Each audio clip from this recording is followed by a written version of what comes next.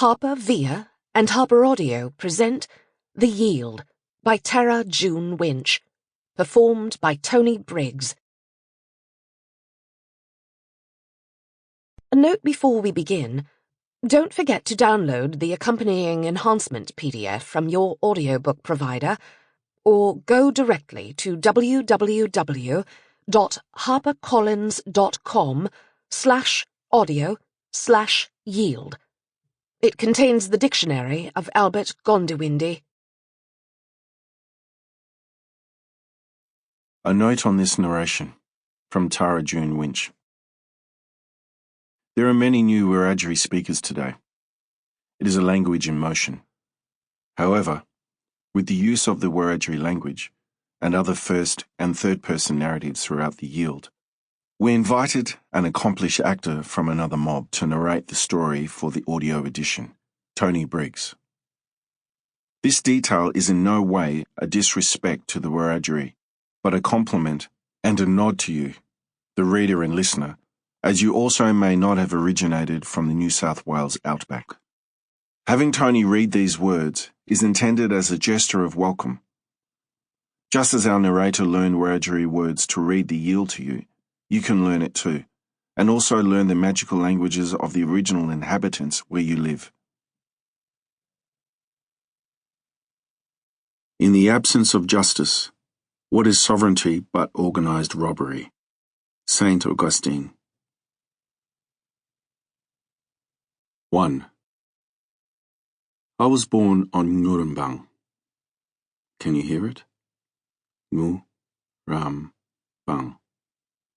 If you say it right, it hits the back of your mouth, and you should taste the blood in your words. Every person around should learn the word for country in the old language, the first language, because that is the way to all time. To time travel, you can go all the way back. My daddy was Buddy Gundawindi, and he died a young man by the hands of a bygone disease. My mother was Augustine, and she died an old woman by the grip of, well, it was an old world disease too. Yet nothing ever really dies. Instead, it all goes beneath your feet, beside you, part of you. Look there. Grass on the side of the road, tree bending in the wind, fish in the river, fish on your plate, fish feeding you. Nothing is ever gone. Soon, when I change, I won't be dead. I always memorize John 11:26. Whoever lives and believes in me shall never die. Yet life rushed through and past me as it will for each person. Before I believed everything they taught me, I thought when all were dead that all were gone. And so as a young fella, I tried to find my place in this short life. I only wanted to decide for myself how I'd live it. But that was a big ask in a country that had a plan for me, already mapped in my veins since before I was born. The one thing I thought I could control was my own head. It seemed the most sensible thing to do was to learn to read well. So in a country where we weren't really allowed to be, I decided to get water from the stones. You see, after I met my beautiful wife, although beauty was the least of her, strong and fearless was the most of her.